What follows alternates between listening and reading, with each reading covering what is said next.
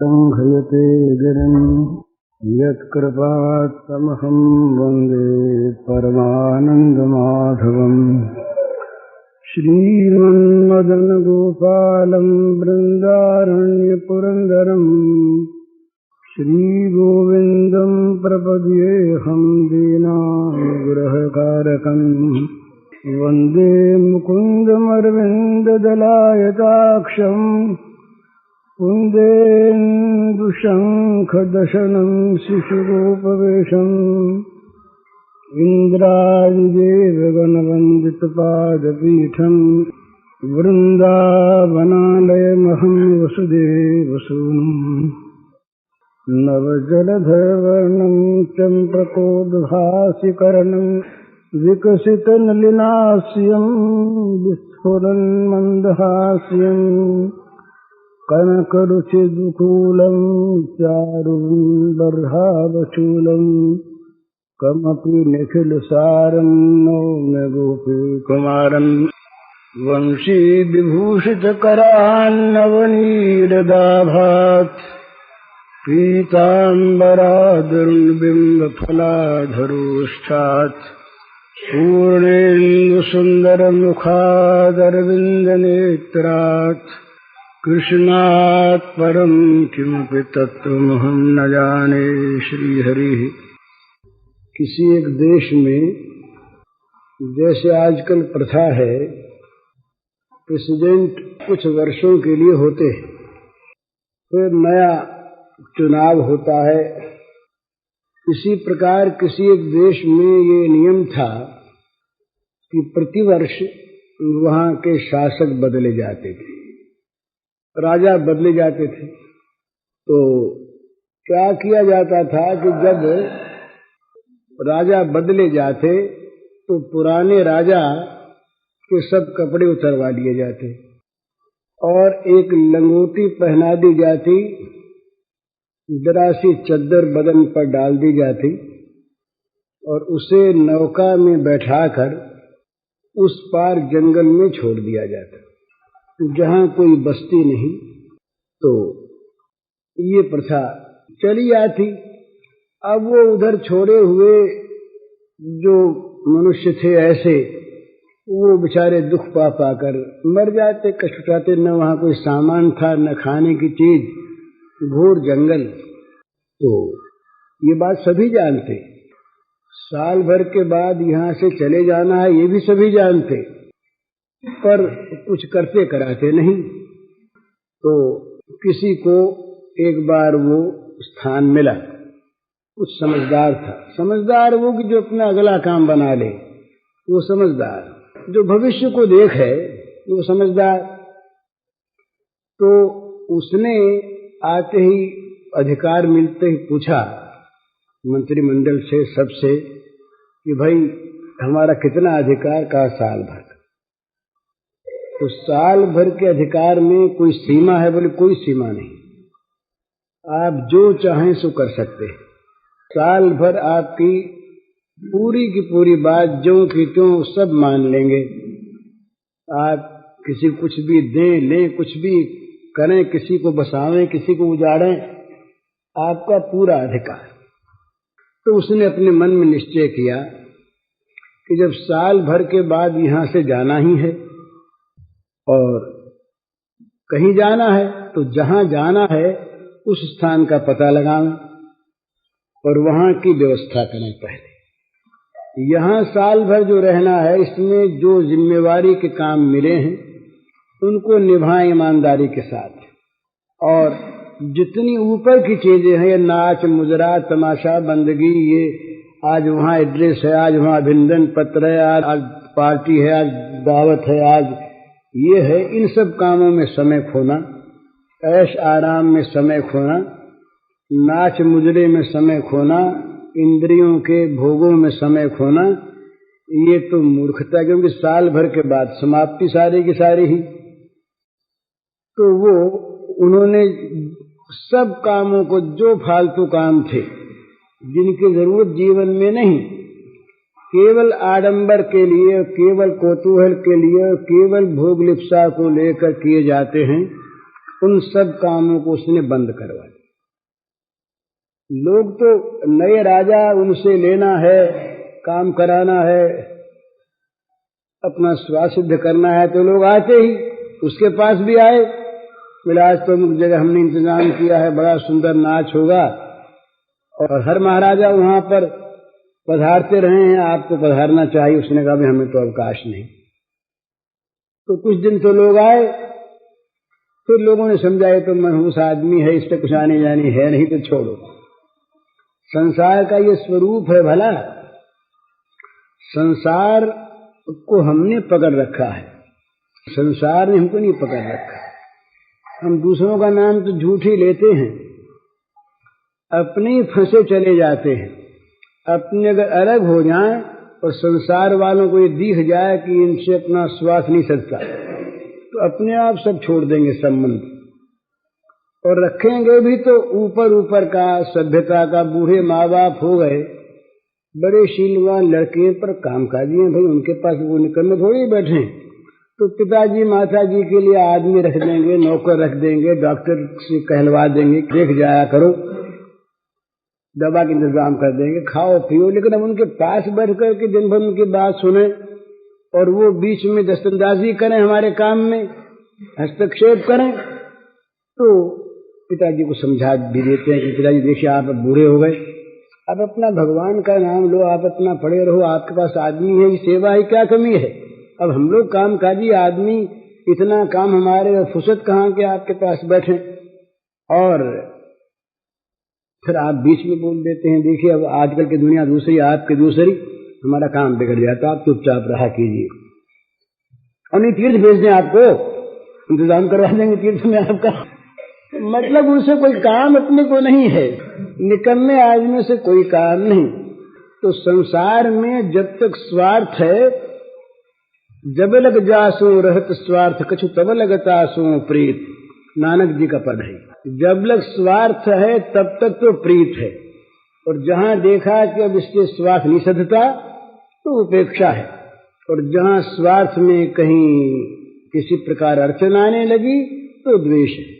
तो जब लोगों ने देखा कि राजा साहब तो कुछ काम करते कराते नहीं, तो क्यों व्यर्थ में आए, खुशामद करें, लोगों ने आना छोड़ दिया। उन्होंने देखा बड़ा अच्छा हुआ, पिंड छूटा, ज्यादा लोग सताते कहीं न कहीं, अब ये अपने आप ही सारा काम पट गया। अब वो राजकाज अपना देखने लगे और ये आदेश निकलवा दिया। एक बार गए उस तरफ नाव से, देखा जंगल है, आदेश दे दिया कि भाई वो जंगल सारा आबाद करवाया जाए, बसाया जाए, नगर के नगर बसें, और यहाँ का सामान वहाँ भेजा जाए, और 11 महीने पूरे होने तक सब वहां पर बिल्कुल काम ठीक हो जाए, सारी व्यवस्था हो जाए, बस खूब मजे में। अब राज आ गया थी, सामान की कमी थी नहीं, और इसी बात पर अधिक जोर था। तो वो नदी का उस पार जो घोर जंगल था वो आबाद हो गया, बस गया। यहाँ से बढ़िया बढ़िया चीजें वहां हो गई। अब साल भर पूरा होते ही इनके कपड़े उतरवाए गए, कोपिन दे दी गई, चद्दर दे दी गई, कहा नाव में बैठो, बैठ गए। अभी हंसते हुए जाएं। तो लोगों ने कहा कि भाई ये क्या बात है, नहीं उनसे पूछा कि सब रोते गए, आप हंसते कैसे जा रहे हैं। वो सब यहाँ हंसे तो रोते गए, हमने यहाँ हंसना छोड़ा तो हंसते जा रहे हैं। यहाँ राग करते, ममता करते, फंसते, आज भी खाली हाथ रोते जाते। हमने अपना आगे का सारा काम कर लिया, जहाँ जाना है वो हमारे लिए यहाँ से अधिक सुख मौजूद है, तो हम मजे में जाते हैं। तो ये दृष्टांत दिया है चरणदास जी महाराज ने अपने ग्रंथ में, महात्मा हुए चरणदास जी। तो कहने का मतलब ये है कि हमारी जो उम्र है ये बिल्कुल मपी तुली है, श्वासों का हिसाब है, कितने श्वास आएंगे, और जहां श्वास पूरे हुए उसके बाद महाराज विल तैयार है, वकील साहब बैठे हैं पास, बोले एक सही हो जाए, इतने में एक सही हो जाए, इतने इनको होश रहना चाहिए। पर डॉक्टर के सामर्थ्य नहीं, ये एक सही करने योग्य उनको बना दें, या उनको इतना समय और मिल जाए, ये नहीं होता। तो इसलिए जो कुछ भी करना है, और करना है ही, मानव जीवन ही करने के लिए मिला है, उसको सबसे पहले कर लेना है। तो यहाँ के लिए तैयार रहे। तैयारी का अर्थ यही है कि यहाँ कहीं मन अटके भटके नहीं, और आगे के लिए तैयारी रहे। तो आगे के लिए तैयारी का अर्थ है, आगे के लिए भगवान में हमारा मन लगा रहे, भगवान हमें ले जाने को प्रस्तुत रहें। ये तो आगे की तैयारी। और तैयारी क्या है कि यहाँ कहीं ममता आसक्ति नहीं रह जाए। जो कुछ भी बंधन है यहाँ का, ये ममता का और आसक्ति का बंधन है। ये मेरा, ये ममता, ये बस ममता ही बांधती है। तो ममता जगत के प्राणी पदार्थों में प्रस्तुति में न रहे। देखिए, सब छूटेगा, निश्चित बात है, छूटेगा। और ऐसा छूटेगा कि फिर हम उससे संबंध रख नहीं सकेंगे। प्रेत होकर रोते भले ही रहें, प्रेत होकर के भटकें भले ही। ये एक बात बड़ी सच्ची बात मैं कहता हूं आपसे। प्रेत योनि का मैंने अध्ययन किया है, मैंने प्रेत से बातचीत की है, मुझे पता है। तो प्रेत लोक में बड़ा कष्ट होता है यहाँ की वासनाओं को लेकर, यहाँ की ममताओं को लेकर, यहाँ की आसक्ति को लेकर, यहाँ के बैर विरोध को लेकर। तो यहाँ का खाता चुकता करके जाना चाहिए। लेन देन का, लेन देन माने राग द्वेष का खाता, ममता का खाता यहाँ चुकता हो जाए, तब तो बड़ी आसानी से आगे शांति मिलती है। और नहीं तो महाराज इतना भयानक कष्ट होता है, और वो होता है जीव निरुपाय, कुछ कर पाता नहीं, और मन उसका रात दिन जलता रहता है। तो प्रेत योनि में जो निम्न कोटि के प्रेत होते हैं, उनको नरक यातना तो भोगनी पड़ती ही है। उसके अतिरिक्त उनका मानस क्लेश इतना भयानक होता है कि जिसको किसी प्रकार से वो मिटा नहीं सकते। यहाँ मिटा सकते हैं, मनुष्य कर्म स्वतंत्र है, लेकिन प्रेत नहीं। वहां तो ऐसी बुरी दशा होती है कि जिसका कोई ठिकाना नहीं। तो यहाँ किसी चीज में मन की आसक्ति रखकर, ममता रखकर हम यदि मरे, तो यहाँ के पदार्थों से, प्राणियों से हमारा संबंध तो विच्छिन्न हो जाएगा शरीर का, पर मन का रहेगा। और मन का जो रहेगा वो बड़ा दुखदायी होगा आगे के लिए। तो यहाँ का खाता जहाँ तक बने चुकता कर दे, अपने आप को भगवान के चरणों में सौंप दे, ममता सारी भगवान में केंद्रित कर दे, यहाँ की ममता को उठा दे। नहीं तो मरते समय भी कष्ट होता है। मरते समय जिसकी ममता आसक्ति द्वेष यहाँ नहीं है, वो आराम से मरता है। और मरते समय जिसका मन यहाँ अटकता है, उसको मरना तो पड़ता ही है, उपाय नहीं। पर उसको इतना क्लेश, इतना कष्ट होता है मरते समय कि जिसको वो भुक्तभोगी जानता है, उसका हम अंदाजा नहीं कर सकते। तो पहले से ही ये तैयारी शुरू कर दे। पता नहीं कब प्राण निकल जाए, ये कोई ठिकाना थोड़े कितने वर्ष के बाद मरेंगे और पीछे कर लेंगे, कब अवसर आवेगा। तो पहले से ही तैयार रहे, और जब उसके बाद समझ में आ जाए, तभी से यहां से अपना संबंध मन से छोड़ दे।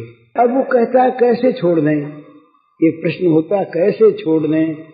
छूटता नहीं, बात ठीक है, पर अगले कष्ट की और अगले लाभ की संभावना का विश्वास हमें नहीं है।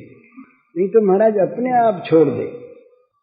किसी चीज को न छोड़ने से अगर भयानक कष्ट होने वाला होता हो, तो उस चीज को लोग गंगा में फेंक देते हैं। प्यारी से प्यारी चीज, अरे जब अंदर मवाद भरती है तो अंग कटवा देते हैं। बोले भाई गैंग्रीन हो गया पैर में, यहां से यहां तक मवाद हो गई, तो यहां से पैर काटना पड़ेगा तब बचोगे, नहीं तो मवाद तो फैल जाएगी। तो चाहता न कटे पर समझता है कि अब तो बचेंगे नहीं, बचे इतना पैर काट दो घोड़े ही लगा लेंगे, कोई बात नहीं। तो अगले दुख की कष्ट की संभावना में विश्वास यदि होता है तो यहां का त्याग करने में कष्ट नहीं होता, और अगले विशेष लाभ की संभावना होती है तब भी इस त्याग में कोई कठिनता नहीं होती। ये एक समझने की बात है कि जिस साधन में और जिस त्याग में कठिनता का अनुभव है वो स्वाभाविक नहीं है, वो थोपा हुआ है। नहीं तो त्याग इतना सरल हो। इंग्लैंड का राजा था अष्टम एडवर्ड, एक स्त्री से उसका भाव हो गया, वो राजघराने के नहीं थी, उससे कहा गया कि तुमको राज्य का अधिकार त्यागना पड़ेगा, तो तुम्हारे जो राज्य के अमुक अमुक नियम है वो छोड़ने पड़ेंगे, तुम्हारी कोई भी यहाँ पर राज्य के नियमानुसार सत्ता नहीं रह जाएगी। है मंजूर? उसने कहा सब मंजूर, लिखित सब उसने दे दिए, छोड़ दिए। क्या बात है। किसी एक में, चाहे वो गंदी से गंदी बात हो, किसी एक में जब उसका किसी मनुष्य का भाव होता है उसमें लाभ की संभावना, चाहे वो लाभ उसका मोह मूलक ही हो, तो दूसरे बड़े लाभ को भी आदमी छोड़ देता है। तो भगवान में बड़ा लाभ और भोगों में बड़ी हानि, भोगों में रचे पचे रहने से आगे महादुख और भगवान के लिए त्याग करने में आगे महासुख। इन बातों में यदि विश्वास हो तो भोगों का त्याग सहज होता है, सुख पूर्वक होता है, और होता है उत्साह पूर्वक। जल्दी से जल्दी कैसे इनको छोड़ करके इस आफत से बाहर निकलें, ये होता है। दिखती है चीज वो लोगों को बड़ी सुंदर, बोले ये घर कैसे छोड़ रहा है। वो सनातन गोस्वामी, ये महाराज, इनका नाम था दबीर खास। ये थे तो हिंदू ब्राह्मण, पर प्राय आधे मुसलमान से थे। गौड़ के बादशाह, बंगाल में गौड़ राजधानी थी उस समय, उन बादशाह के दोनों भाई दीवान थे, सनातन और रूप। एक का नाम था दबीर खास बड़े भाई का, दूसरे का नाम था साकर मल्लिक। लेकिन महाप्रभु का संग मिला, थोड़ा सा ही हृदय जागा। रात ही हमारे बात हुई थी कि हो क्या रहा है। अपने युग में हम सभी बड़े ऊंचे ऊंचे साधक बने हुए हैं, पर जीवन पलटा कहाँ। महाप्रभु के काल में ये दबीर खास, साकर मल्लिक, रघुनाथ गोस्वामी, जीव गोस्वामी और जगन्नाथ माधव सरीखे महापापी, कितना पुण्य जीवन, कितना त्यागमय जीवन उनका हो गया, वो ठिकाना है। तो साकर मल्लिक, ये दबीर खास जो थे, ये और रूप ने कहा कि हम तो अब नहीं रहेंगे राज्य में। खारा लगने लगा कि महाराज हम लोग खाली रामायण बांच लेते हैं, गीता पढ़ लेते हैं, हमारे हृदय में न गीता है न रामायण है। जन्म मृत्यु व्याधि दुख दोषानुदर्शनम, हम कई आदमी देखते हैं जन्म मृत्यु व्याधि के दुख को, हम तो उसी में रचे पचे रहते हैं। रामचरितमानस में आया, रमा विलास राम अनुरागी, तजत बमन इव नर बड़ भागी। बड़ भागी नर रमा के विलास को त्याग देते हैं उल्टी के समान। हम तो उसको पी जाना चाहते हैं, उल्टी मानते नहीं, अमृत मानते हैं। तो असली चीज तो जीवन में आनी चाहिए। तो इन्होंने कहा अब राज्य में नहीं रहेंगे, तो रूप तो निकल गए। सनातन नहीं निकल पाए, तो सनातन बादशाह ने देखा कि इनके जाने पर तो राज चलना मुश्किल, यही सब कुछ थे, तो इनको कैद कर दिया। सनातन गोस्वामी को कैद कर दिया, जेल में पड़े, और मन इनका वृंदावन के लिए मचल रहा है। तो क्या करें। तो जेल सारी इन्हीं के माधती में थी, यही राजा थे, सब जानते थे। तो किसी प्रकार से ये जेल से निकले, एक नौकर को साथ लिया और कोपीन पहन के चल गए। रास्ते में कुछ ठग पीछे हो गए, तो ये तो सब जानने वाले थे, सब राजकाज को जानते थे। तो नौकर से पूछा कि तुम्हारे पास कुछ है तो नहीं ना? बोले महाराज नहीं। बोले नहीं तो ठग पीछे क्यों हुए? ठग तो माया को देख कर होते, कुछ होगा जरूर। तो उसने कहा कि मेरे मन में आए कि शायद काम पड़े, तो मैंने सोने की 6 मोहर ले ली। कहा दे दो इनको। सोने की 6 मोहरें दे दी। देने के बाद भी वो ठग पीछे रहे। तब सनातन ने कहा कि मालूम होता है कुछ रख लिया है। तो कह दिया। बोले 1 मोहर रख ली थी मैंने। बोले मोहर भी दे दो, तुम भी जाओ, हमको तुम्हें साथ नहीं रखना है, ये भी विघ्न नहीं है। उसको छोड़ दिया, ठगों ने छोड़ दिया। बाबा जी के पास ठग क्या ले, कोई मिलने का हो तो ले, नहीं तो क्या ले। सुख सोए तुम्हारे की चोर ने मटिया ले कहा। तो महाराज जी आगे बढ़े तो हाजीपुर एक स्थान है बिहार में, वहां घोड़े दिखते थे, घोड़ों का मेला लगता था। तो इनके एक बहनोई थे श्रीकांत, वो भी राज्य में उच्च कर्मचारी थे। तो वो घोड़ा खरीदने के लिए आए हुए थे हाजीपुर। ये अपना मस्त हुए नाम कीर्तन करते चले जा रहे। तो श्रीकांत उधर कहीं घूमने आए थे। श्रीकांत को आवाज पहचानी हुई से मालूम दी थे। तो उनके बहनोई पर इन्हीं के माधती में रहते थे। वो तो बड़े ऊंचे दीवान थे, वो साधारण कर्मचारी थे इनके सामने। तो पास आ गए, देखा अरे तो वो हैं, हाथ जोड़े। ये क्या दशा महाराज, कहाँ जा रहे हैं? बोले अब जा रहे हैं। तो बोले घर लौट चले। तो बोले अब घर ही को लौट चले। अब तक विदेश में थे, अब घर की ओर जाना शुरू करते हैं, घर की ओर जा रहे हैं। ये बदल जाता महाराज, ये घर नहीं दिखता फिर। इसीलिए जो भक्त होते हैं वो अनिकेत होते हैं। अनिकेत होते इसका अर्थ ये नहीं कि वो किसी घर में नहीं रहते, पर घर उनका नहीं रहता। ये घर उनका नहीं रह जाता, ये तो सराय में ठहरे हैं। सिकंदर के पास एक फकीर आए, आ करके उनका महल था तो घुस गए अंदर, और बाहर जो दरबार का हॉल था उसमें बैठ गए। तो लोगों ने कहा कि देखिए महाराज जी, आप लोगों के लिए अलग स्थान बना हुआ है, वहां आप ठहरिए, ये तो स्वयं सम्राट का स्थान है, कभी हम तो यहीं रहेंगे। और फकीर मस्त थे। अब बार बार उनको समझाया बुझाया। सिकंदर का कहा हुआ था कि भाई किसी साधु के साथ दुर्व्यवहार नहीं करना है।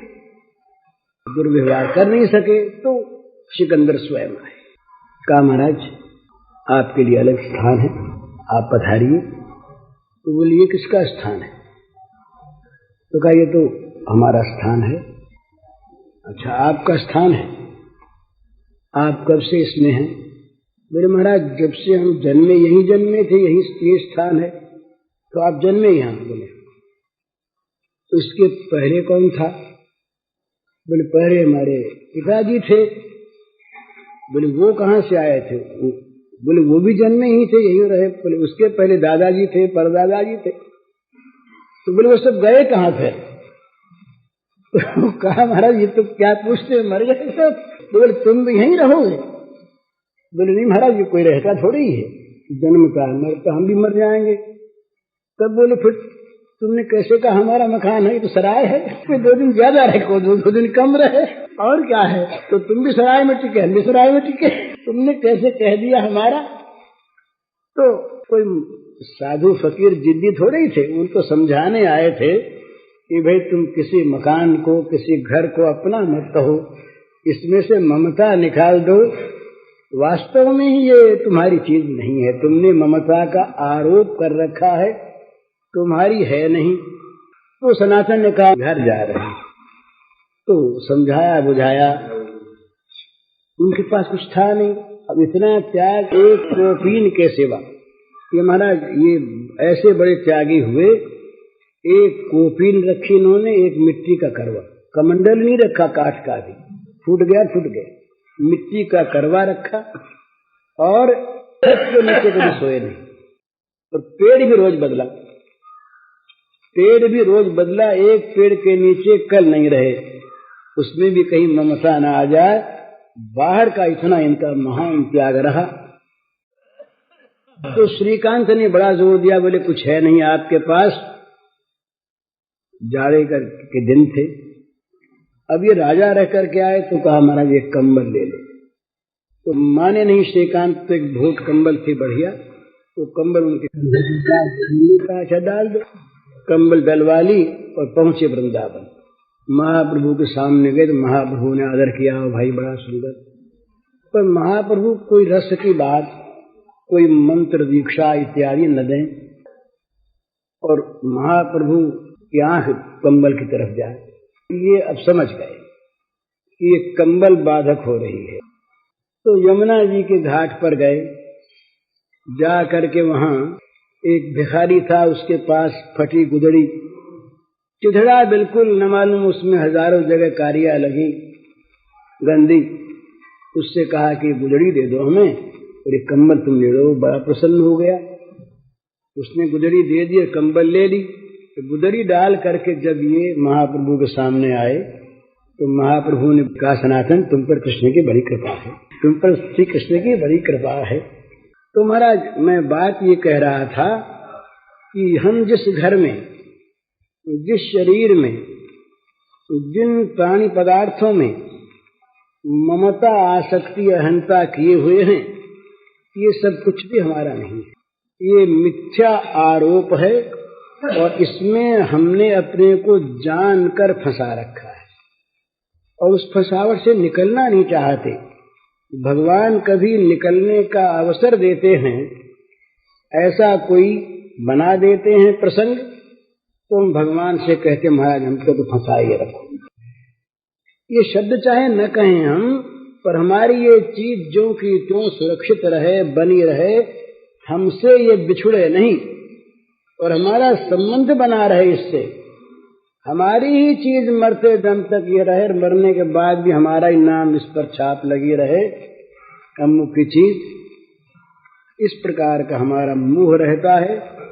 चीज छूटती है, छूट जाने के बाद अगर मोह रहा, अगर ममता रही, तो महाराज अगली योनियों में भी, प्रेत योनि, पितृ योनि, देव योनि, इनमें भी उसकी स्मृति रहती है, ममता रहती है, दुख होता है, उपाय चलता है।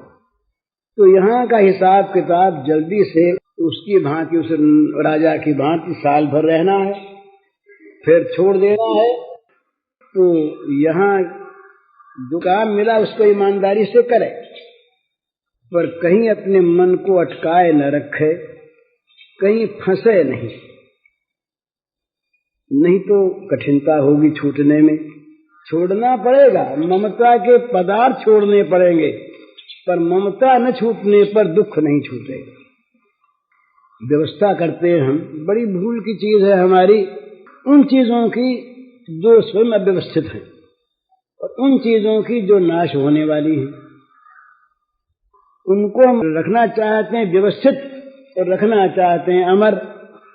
जो स्वयं अव्यवस्थित हैं, माने अनित्य हैं, आज जिसका एक स्वरूप कल दूसरा स्वरूप नहीं। छोटा सा बच्चा ये बूढ़ा जब हो जाएगा, इसको पहचान नहीं सकेंगे कि कौन है। अपनी तस्वीर को आप नहीं पहचान सकता अगर भूल जाए बचपन की को कि ये हम ही हैं। तो प्रतिक्षण यहाँ की प्रत्येक वस्तु मर रही है, इसका नाम मर्त्यलोक। मृत्यु का प्रवाह बह रहा है सतत। हमारी उम्र मर रही, हमारे कपड़े मर रहे, जमीन मर रही, ये सब चीजें मर रही। तमाम रूपांतर जो है वो क्या बताता है? इस समय जो रूप है क्षण भर के बाद ये नहीं रहेगा, दूसरा आ गया, मर गया। छोटा सा बच्चा बड़ा हो गया, हम ये नहीं देखते कि प्रत्यक्ष कैसे बढ़ रहा है, पर रूपांतर तो हुआ जा रहा है, ये हम प्रत्यक्ष देखते हैं। तो प्रत्येक वस्तु यहाँ की अनित्य, अव्यवस्थित और मरण धर्मा पर कभी बिछोह नहीं होता। जो कभी छोड़ना जानते नहीं, उन भगवान के साथ हम संबंध जोड़ते नहीं, बल्कि जुड़े हुए को भी याद करना नहीं चाहते। भय रहता है कि कहीं वो याद आ गया तो ये छूट जाएगा। है उसमें ऐसा ही ना, है ऐसा ही। वो कभी याद आ जाए तो ये याद रहेगा नहीं। ये जो हम लोगों को याद रहता है ना महाराज, संसार की स्मृति, ये मीठी स्मृति तभी तक बनी हुई है जब तक इनकी तरफ हमारी आंख नहीं गई, मन की आंख नहीं गई, तो फिर ये रहता नहीं। ये इसकी तरफ से दृष्टि बदल जाती है, ये सुहाता नहीं, भाता नहीं, इसमें कोई महिमा रहती नहीं। ये ऐसी चीज प्रतीत होती है कि या तो दुखदायी नहीं और या है नहीं, दो चीज रहती है। भगवान ने जो अनुरक्त है उसके संसार के संबंध में दो चीज रहती है, या तो केवल भगवान ही भगवान है नहीं, है तो दुख रूप। इसमें कहीं मन उसका अटकता नहीं, फंसता नहीं, इसकी तरफ से उपेक्षा हो जाती है। कल जाता हो आज चला जाए, कल मिटता हो आज मिट जाए, बड़ा अच्छा है, हर्ज क्या है। और रहे तो रहा करे, अपने को लेन देन है नहीं, रहा करे। अपना लेन देन, अपनी ममता, अपना संबंध तो अपने एक भगवान से, दूसरे के साथ नहीं। तो प्रत्येक वस्तु यहाँ की अनित्य, अव्यवस्थित और मरण धर्मा, वियोगशील।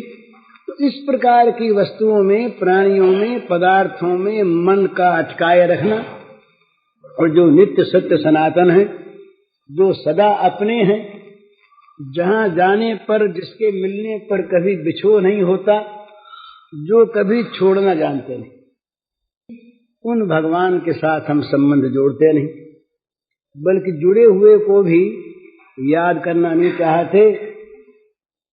भय रहता है कि कहीं वो याद आ गया तो ये छूट जाएगा। है उसमें ऐसा ही ना, है ऐसा ही, वो कभी याद आ जाए तो ये याद रहेगा नहीं। ये जो हम लोगों को याद रहता है ना महाराज, संसार की स्मृति, ये मीठी स्मृति तभी तक बनी हुई है जब तक उनकी तरफ हमारी आंख नहीं गई, मन की आंख नहीं गई, तो फिर ये रहता नहीं। ये इसकी तरफ से दृष्टि बदल जाती है, ये सुहाता नहीं, भाता नहीं, इसकी कोई सत्ता रहती नहीं, इसमें कोई महिमा रहती नहीं। ये ऐसी चीज प्रतीत होती है कि या तो दुखदायी नहीं और या है नहीं, दो चीज रहती है। भगवान में जो अनुरक्त है उसके संसार के संबंध में दो चीज रहती है, या तो केवल भगवान ही भगवान है नहीं, है तो दुख रूप। इसमें कहीं मन उसका अटकता नहीं, फंसता नहीं, इसकी तरफ से उपेक्षा हो जाती है। कल जाता हो आज चला जाए, कल मिटता हो आज मिट जाए, बड़ा अच्छा है, हर्ज क्या है। और रहे तो रहा करे, अपने को लेन देन है नहीं, रहा करे। अपना लेन देन, अपनी ममता, अपना संबंध तो अपने एक भगवान से, दूसरे के साथ नहीं। उसी के साथ अपनी इस प्रकार की एक संबंध की स्थापना हो जाए कि दूसरा संबंध उसके सामने रहे नहीं, याद आवे नहीं। तो मतलब क्या है इसका, होता क्यों नहीं? इसलिए नहीं होता, इसलिए नहीं छूटता कि उसकी महत्ता हम कहते हैं, हम सुनते हैं, पर महत्ता हम मानते नहीं। सच्ची बात, जगत को विषमय कहते हैं पर मानते अमृतमय। अगर विष मानते तो विष कोई खाना नहीं चाहता, तो इसका छूटना कठिन नहीं है। इसमें जो अमृत बुद्धि है, इसमें जो सुख बुद्धि है, इसी के कारण से नहीं छूटा। दुख बुद्धि हो जाए आज छूट जाए, मरण बुद्धि हो जाए आज छूट जाए, इसमें जहर दिखने लगे आज छूट जाए। हम घर वालों को छोड़ देते हैं, अगर हमारे स्वार्थ में विघातक दिखते हैं कोई, घर वालों को छोड़ देते हैं, अंग कटवा देते हैं, ऑपरेशन करवा लेते हैं, सब कुछ करते हैं। बोले भाई यहाँ पर तो अब ठीक नहीं है, यहाँ लुटेरे आके बहुत बस गए और लूट लेंगे। तो बोले घर तो पुराना, बोले छोड़ो इस घर को, नया घर बासो, यहाँ रहेंगे तो बड़ी बुराई हो। तो घर छोड़ देते हैं, मकान छोड़ देते हैं, बाप दादों की जमीन छोड़ देते हैं। क्यों छोड़ देते हैं? इसलिए कि उसमें दुख की संभावना हो गई।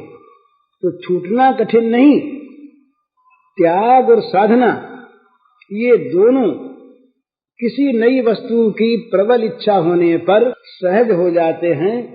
नया कोई काम शुरू करे, कोई धन का लोभी नया कारोबार शुरू करे, नए काम में जाए, नया है, मन लगता भी नहीं, जगह भी अच्छी नहीं, पानी भी नहीं देता, तब पर करना है, वो काम करना ही है। तो फिर होते तो उसमें समीचीन बुद्धि, उसमें रस बुद्धि हो जाती है कि भाई ये बड़ा अच्छा है, पैसा जो आता है। इसी प्रकार से साध्य में सद्बुद्धि हो, साध्य में प्रिय बुद्धि हो, साध्य में मधुर बुद्धि हो, तो उसके अनुकूल साधनों के ग्रहण में और प्रतिकूल के परित्याग में जरा भी कठिनता नहीं होती। अपने आप वो सधते हैं, प्रतिकूल का परित्याग अपने आप। भाई हम पैसा जब कमाना चाहते हो यदि, तो जहां पैसा जाता हो वहां अपने आप वो छूट जाता है, उसको नहीं करना चाहते। और जहां आता हो वो अपने आप मन लग जाता है। उसमें अनुकूल बुद्धि होती, उसमें प्रतिकूल बुद्धि होती। तो इसी प्रकार से ये भगवान हमारे परम धन, ये एक महात्मा ने गीता के श्लोक का अर्थ किया, आतु जिज्ञासुरर्थार्थी ज्ञानी के भरपर शब्द। उन्होंने कहा भाई हम ये अन्वय पलटे क्यों, क्या जरूरत है। तो अब ऊंचा नीचा सिद्ध करने के लिए पहले बोले भी अर्थार्थी को पहले लाओ, क्योंकि अर्थार्थी तो किसी लाभ की आशा से, अर्थ की इच्छा से न भजता है। दुखी तो बेचारा दुख के मारे उससे रहा नहीं गया इससे। तो अर्थार्थी नीचा, उससे ऊंचा आर्त, उससे ऊंचा जिज्ञार्थी और ज्ञानी महान ऊंचा। तो उन महात्मा ने कहा कि हम तो सीधे ही अर्थ देखेंगे इसका, सीधे। अपनी अपनी आंख है ना, अब भगवान ने क्या कहा ये तो भगवान जाने, हम तो अपनी आंख से देखते हैं। उन्होंने अपनी आंख से देखा, बोले भाई ये अर्थार्थी का अर्थ जगत का अर्थ करें तो ये तो बनता नहीं, तो अनर्थ है। भागवत में आया कि ये जो अर्थ है ये तो अर्थात के अनर्थ है तो अनर्थ, और नाम इसका रख दिया अर्थ। ये धन के गुलामों ने, पैसे के गुलामों ने इसका नाम अर्थ रख दिया। यह तो अनर्थ प्रत्यक्ष, इससे 15 अनर्थ पैदा होते हैं। भागवत में आया एक अर्थ से 15 अनर्थों की उत्पत्ति होती है। एकादश में है शायद 23 ऐसा होता है। तो उन्होंने कहा कि भाई हम तो जैसा अर्थ ऐसे रखेंगे। आर्तो जिज्ञासुरर्थार्थी ज्ञानी च भरतर्षभ, भगवान की प्राप्ति के लिए जो आर्त हो रहा, जिसके प्राण रो रहे हो भगवान को पाने के लिए, वो तो आर्त है। जो दुख को बुलाना चाहते हैं वो आर्त कैसे हैं, वो तो मूर्ख हैं, बेवकूफ। अपने घर में आग लगाने के लिए दियासलाई मांगे, मर जाने के लिए जहर मांगे, गिर पड़ने के लिए गड़ा छोड़े, वो कहीं बुद्धिमान थोड़ी, अर्थात थोड़ी है। जो अनर्थ को चाहे वो अर्थार्थी नहीं हो तो बेवकूफ। अर्थार्थी कौन, जो वास्तविक अर्थ है उसको चाहे। आर्थ कौन, जो उसके लिए आतुर हो। तो पहले लिया आर्थ को, आर्तो जिज्ञासुर अर्थार्थी। बोले भाई जैसे गोपियां भगवान को ढूंढ रही थी, अंतर्धान होने पर बड़ी आर्त हुई, प्राण रो रहे, कहीं पर उसमें बनावट नहीं, कहीं दिखावट नहीं, प्राणों का करुण क्रंदन। भगवान के लिए प्राण रो उठे तो भगवान मिल जाते। आंखों में चाहे किसी के आंसू आवे चाहे सूख जाए। किसी ने पूछा कि यार ये कोई पन्ना आया है कि आंख झरने लगे, मिर्च लगा तो आंख झरने लगेगी। आंख झरने का थोड़ा ही महत्व है। आंख तो झरती, आंख जब अपने आप झरती है, ये ऐसा मानते हैं, अपने को पता नहीं, आंसू बहुत कम आते हैं कि ये दुख के आंसू गर्म होते हैं और प्रेम के आंसू शीतल होते हैं, ऐसा कहते हैं। आंसू विज्ञान एक है। आंसुओं में वो अपने अंदर के जिस प्रकार के भाव होते हैं और आंसुओं में जो भाव कारण होते हैं, उन्हीं भावों का आंसुओं में भी प्रादुर्भाव होता है। वो आंसू ऐसे किसी के होते हैं जो करुणा पैदा करते हैं, किसी के आंसू क्रोध पैदा कर देते हैं, किसी के आंसू प्रेम पैदा कर देते हैं, किसी के आंसू दूर हटा देते हैं। क्रोध के भी आंसू होते हैं, काम के भी होते हैं, लोभ के भी होते हैं, निराशा के भी होते हैं, आशा के भी होते हैं, आंसू भिन्न भिन्न प्रकार के होते हैं। तो आर्त कौन? जिसके प्राण भगवान के लिए क्रंदन करते हों, जो भगवान के लिए आर्त होकर के और आतुर हो रहा हो, जिससे सहन नहीं होता हो, वो तो आर्त। क्यों आर्त है? कि वो अर्थार्थी है। आर्त ही अर्थार्थी होता है, बाकी अर्थार्थी होते हैं। भगवान ही एकमात्र अर्थ हैं और सारे अनर्थ। इस भाव से आर्त होकर जो भगवान को प्राप्त करने की चेष्टा करे, वो है अर्थार्थी भक्त। आर्त होकर भगवद रूप अर्थ की जो अभिलाषा करे, जिसके प्राण उठें, वो अर्थार्थी भक्त। अर्थार्थी क्या करता है? जिसको चाहिए पूछता है। तो भाई तुमने देखे हमारे श्री कृष्ण को कि शाम सुबह तुमको दिखाई दी, अरे धरती तेरे ऊपर से गए ही होंगे ना।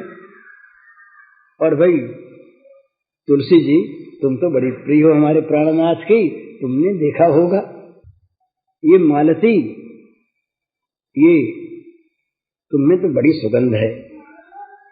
और तो कहीं श्याम सुंदर ने तुमको हाथ में लिया होगा, सूंघा होगा, तुम तो जानते होगे, बताओ।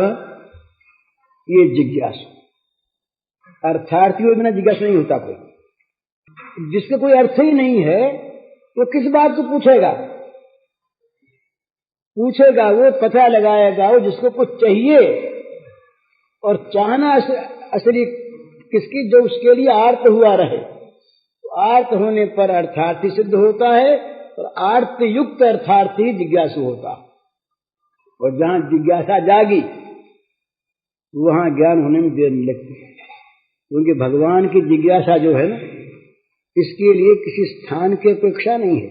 जहां जागी, जब जागी, जिसके हृदय में जागी, बस वहीं भगवान तो तैयार हैं। वो तो कहते हैं कोई हमारा पता तो लगाओ भाई, कोई हमारी तरफ चलो पूछने के लिए, हम खुद ढूंढते हुए आ जाएंगे। जब देखा भगवान ने कि व्याकुल हो गई गोपाल बनाए, तो आए वाय नहीं तासा ना विभू छोरी स्मयमान मुखाम्बुज, उन्हीं के बीच में ही दिखने लगे। अरे हम तो ढूंढ रही थी, तो बोले मैं यही तो था, गया कहाँ था पगली कहीं, यही तो था। मैं तो देख रहा था कि तुम क्या क्या कर रही हो, ये देख रहा था। जिज्ञासु, जिज्ञासु भक्त को भगवान की जानकारी क्या प्राप्ति हो जाती है। ये थोड़ा सा अंतर है, अपनी आंख से हम कहते हैं, क्या सो तो पता नहीं। ये ज्ञानी भक्त में और ज्ञानी में अंतर है। ज्ञानी भक्त के लिए ये पद्धति कहने की आवश्यकता नहीं। बहु नाम जन्म नाम अंते ज्ञानवान मान प्रपद्यते वासुदेव सर्वमिति। सब में भगवान है, इस बुद्धि से, इस प्रकार से ज्ञानी भक्त मेरे शरण होता है, मुझे भजता है। जो ज्ञानी भक्त नहीं है, जो चतुर्विध भक्तों की श्रेणी में नहीं है, वो भजता उसका नहीं है। क्यों भजे? उसका स्वारस्य न भजने में है। इसीलिए माम प्रपद्य के यहाँ पर है। गीता का जो माम, ये जो है ना, हम नाम ये पर, ये भगवान श्री कृष्ण के लिए और किसी के लिए नहीं। कृष्ण तो सब में है। तो माम प्रपद्य थे, मुझ कृष्ण को सर्वत्र देख करके वो भजता है। और वो तो महात्मा है, और ये सुदुर्लभ महात्मा। ये अंतर है हमारा।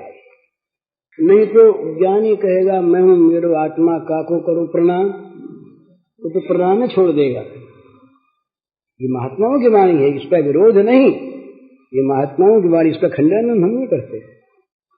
हम ब्रह्मास्मि मानने वाले बड़े ऊंचे हैं, तो जिनका क्षुद्र अहम एकमात्र महान विशाल अहम में जाकर के स्थापित हो गया। और उस आंख से जो कहते हैं हम ब्रह्म हैं, तो सच्ची बात कहते हैं, झूठ नहीं कहते। पर वो भगवान को तो नहीं भजते ना, इस दृष्टि से ये दूसरी चीज है। तो माम प्रपद्य थे, वहां तो वो सारे कर्मों का वो उपसंहार हो जाता। समर्पण उपसंहार में बड़ा अंतर है। भला समर्पण और चीज है, समर्पण में क्रिया का अभाव नहीं है। वहां भजन क्रिया, सेवा क्रिया चलती है, उनके लिए चलती है, पर उपसंहार में कर्म रहते नहीं। तो वो ज्ञानी, ये चार प्रकार के भक्त आर्त वो जो भगवान के लिए आर्त हो गया, आतुर हो गया। अर्थार्थी वो कि जो भगवान को ही परम अर्थ मान करके उनकी अभिलाषा करता है। जिज्ञासु कौन? जो अपने भगवान को ढूंढता है। और ज्ञानी कौन? जो भगवान को सर्वत्र देखता है। जित देखूं तित श्याममयी है, जित देखूं तित श्याम, जहां आंख जा वहीं श्याम सुंदर नाचते, श्याम सुंदर खेलते, श्याम सुंदर बोलते हंसते, वो दिखाई देते हैं बड़े मजे में। तो जो तो ही नंद को कुमार नाही दृष्टि पर्यो, बोलो तुम बैठे भले ब्रह्म को विचार ले। ये तो विचार की चीज और वो आंख की चीज, ये तो सोचने की चीज और वो खाने पीने की चीज, मौज है। तो ये बात होती कहाँ है? आर्त भक्त कौन होता है? जो विषयों के जंगल से बाहर निकल गए, इस आग से जो बाहर निकल गए। विषयासक्ति, भोगासक्ति, भोग ममता, ये भगवान के लिए आरती नहीं पैदा करने देती हमारे हृदय में। हमारा हृदय निरंतर भगवान से विमुख रहता है और आर्त रहता है जगत के पदार्थों के लिए, प्राणियों के लिए, कहीं चला न जाए और कहीं बिछुड़ न जाए, कम न हो जाए और मिलता रहे। बस ये आरती इसकी। मंदिर में जाएगा, भगवान के सामने जाएगा, माला फेरेगा, संत के पास जाएगा, तो वो संत की कृपा से हमारा अमुक अमुक काम बन गया और बनता रहेगा। मनो संत इसी काम के लिए बेचारा है कि तुम्हारा जगत का काम वो करता रहे, झाड़ू देता रहे। वो देता है झाड़ू, इसमें संदेह नहीं, तो झाड़ू भी लगाता है। भगवान झाड़ू लगाते हैं, उसकी तो बात ही क्या है। कोई अगर भगवान झाड़ू लगवाना चाहे तो भगवान के हाँ भैया लगाएंगे। अर्जुन से पूछा कि तुमने हमको मांग तो लिया, काम क्या कराओगे? बोले महाराज थकवाएंगे। तो अच्छी बात भैया रखिए, तुम जो करो हम सो करेंगे, तुम्हारे क्या करें। तो ये भगवान की महिमा, संत की महिमा। पर हमारा जो ये विषयासक्त मन है, विषयाभिभूत, विलास विभ्रम रत जो हमारा जीवन है, ये चाहता क्या है? इस गंदगी में पड़े रहना, इस गंदगी से बाहर निकलने में क्षोभ का अनुभव करते। एक चीन देश की बात है, एक कैदी था वहां पर चाइना में, तो अंधेरी कोठरी में नीचे एक कोठरी थी, बड़ी नम सर्द कोठरी थी, उसमें उसको रखा। तो 30 साल तक वहां रहा। फिर किसी राजा के पुत्र जन्म हुआ, तो सब कैदी छोड़े गए, उसको भी बाहर निकाल दिया गया। वो घबराया, उसने कहा हमको तो वहीं भेजो वापस। वो हमको तो वहाँ बड़ा आराम है, वहाँ बड़े मजे में रहते हैं और वहाँ पर हमारे वो चूहे हैं, छिपकली हैं और ये सब मकड़ियाँ हैं, ये सब हमारे मित्र दोस्त लोग वहाँ पर हैं, हमारा जीवन बड़ा अच्छा वहाँ पर, हमको तो वहीं भेजो। इसी प्रकार से हम लोग जो गंदगी में अभ्यस्त हो गए हैं, जिनकी गंदगी में रहने की रुचि हो गई है, ये विषयों को छोड़ना नहीं चाहते, भगवान से भी इस गंदगी को ही चाहते हैं, गंदगी को चाहते हैं। बस ये कर दो, ये कर दो, ये हो न जाए, ये होना चाहिए। वो सीमा रहती है विषयों की ही। तो ये जब तक रहेगी ना, तब तक होगा क्या? मरना दुख से होगा और मरने के बाद भी दुख रहेगा, और मरना होगा ही, चीजें छोड़नी होगी ही। इसलिए यह आवश्यक है कि पहले से चेत जाए। चेतने का अर्थ यही सीधी बात है, ममता के विषय में पलट दे, मामूली बात, कोई कठिन नहीं। अरे छोटी चीज में ममता निकाल के बड़ी में लगा दे। एक महात्मा रहे तो वो बादशाह सिकंदर के बाद वो भी कहते हैं, तो कहा महाराज कुछ ले लो, कंबल उम्बल ले लो, आपके पास कुछ है नहीं? बोले भाई हमें नहीं चाहिए। अरे बोले महाराज ले लो ना, कुछ भी नहीं है, कुछ चाहिएगा आपको, कहीं जाएंगे जाड़ा पड़ेगा। बोले नहीं लेंगे, नहीं। अरे बोले महाराज ले लो ना, कुछ भी नहीं है, कुछ चाहिएगा आपको, कहीं जाएंगे जाड़ा पड़ेगा। बोले नहीं लेंगे, नहीं। तो महात्मा सिकंदर के मन में बड़ा भाव, उसने कहा महाराज हमें तो ऐसा कोई त्यागी नहीं देखा, आप बहुत बड़े त्यागी हैं, क्या कहने आपके त्याग की बात। तो बोले भैया त्यागी तो तुम हो, हम त्यागी कैसे? बोले महाराज ये उल्टी बात आपने कही, प्रत्यक्ष त्याग दिखता है ना आप में, हम तो भोगी और आप त्यागी। बोले नहीं भैया तुम समझे नहीं, हमने तो भगवान के अतुल ऐश्वर्य को देख करके, उनके अतुल महिमा वैभव को देख करके तुच्छ भोगों को त्यागा है जो नष्ट होने वाले गंदे, और तुमने इन भोगों के लिए भगवान को त्याग दिया है। तो तुम त्यागी कि हम त्यागी? बताओ, त्यागी तुम हुए कि हम त्यागी हुए? हमने छोटी चीज छोड़ी है बड़ी चीज के लिए, और तुमने बहुत बड़ी चीज को छोड़ दिया इन तुच्छ चीजों के लिए, तो त्यागी तुम हो। तो कहने का मतलब है कि हम लोगों की आंख इतनी गंदी, जीवन इतना गंदा, इस गंदगी में ही हम कर्म लाभ मानते हैं, और इसके लिए भगवान को छोड़े हुए, भूले हुए, और अपने को बड़ा भारी बुद्धिमान भी समझते हैं, मर्मज्ञ समझते हैं, विद्वान समझते हैं, नेता मानते हैं, न मालूम क्या क्या मानते हैं। नामों का तो कोई ठिकाना, जो नाम अपने को अच्छा लगे वो हम, बाकी सब नीचे।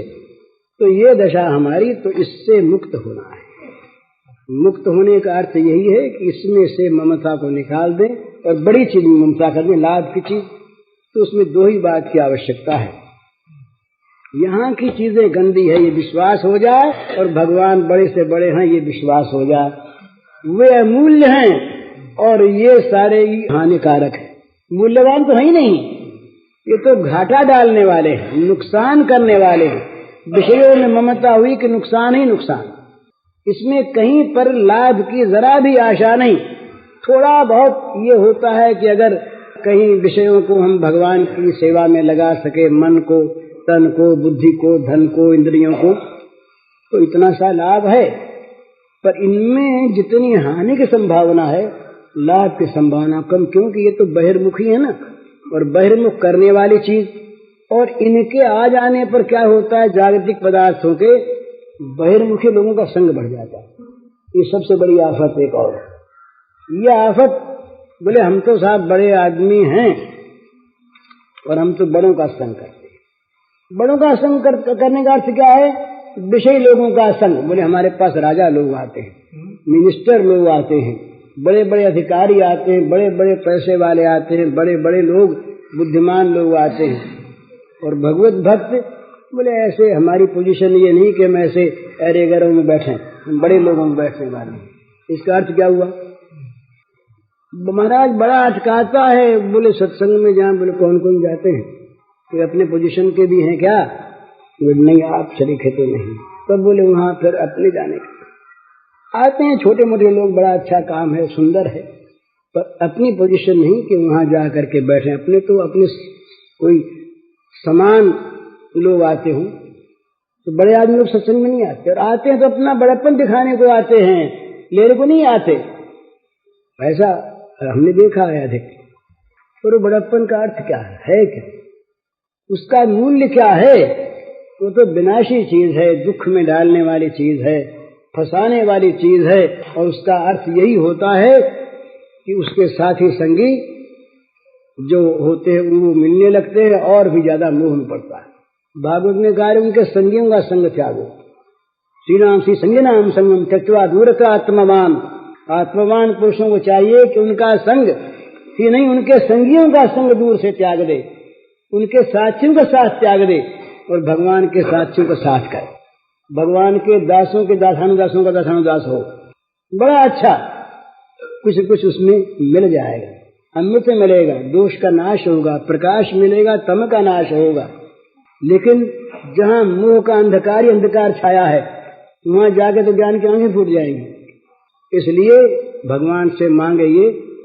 वृत्रासुर ने कहा भगवान से कि महाराज जाए कहीं कोई बात नहीं, पर आपके जो भक्त हैं उनका संग प्राप्त हो, विषय लोगों का संग प्राप्त हो ही नहीं।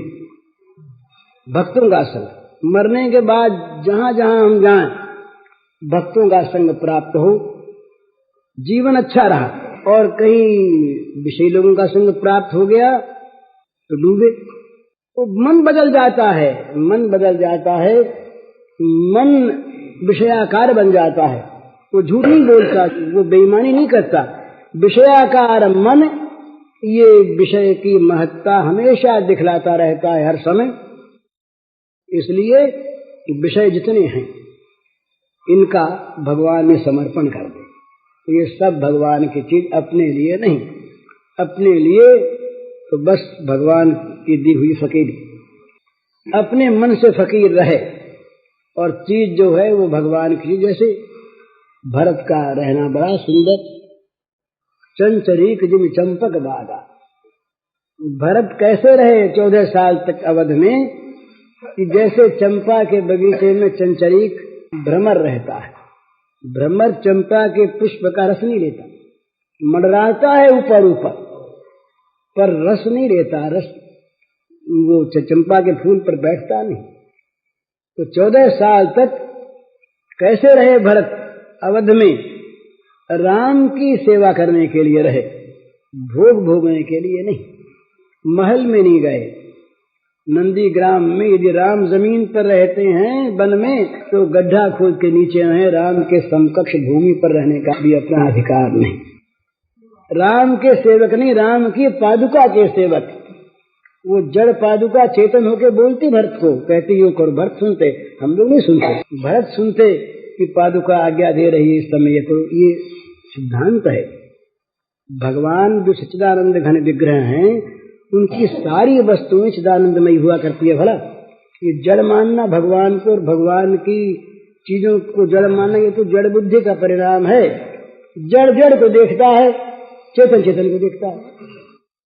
ये सीधी बात। जगत में कहीं जड़ता असल में है ही नहीं।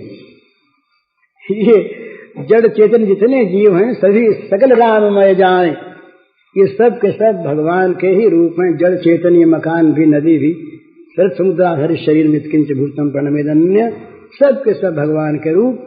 तो इस प्रकार से भगवान को जगत में देख करके अपने पास जो कुछ हो तो भगवान को सौंप दे, और अपने भगवान का बन जाए तो तैयारी हो गई।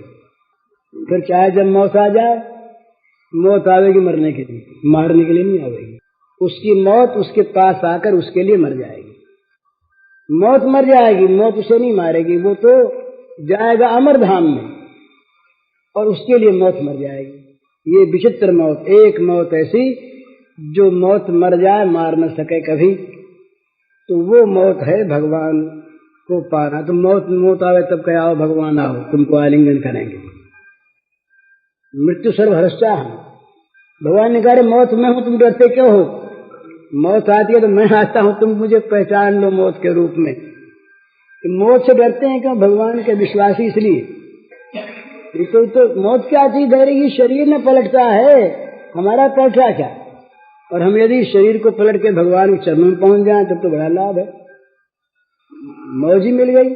तो मौत को भगवान देखें और अपने आप को इस मौत के मुंह में हमेशा डालने को तैयार रहे। आओ नाथ, तैयार हैं, बस करो आलिंगन हमारा।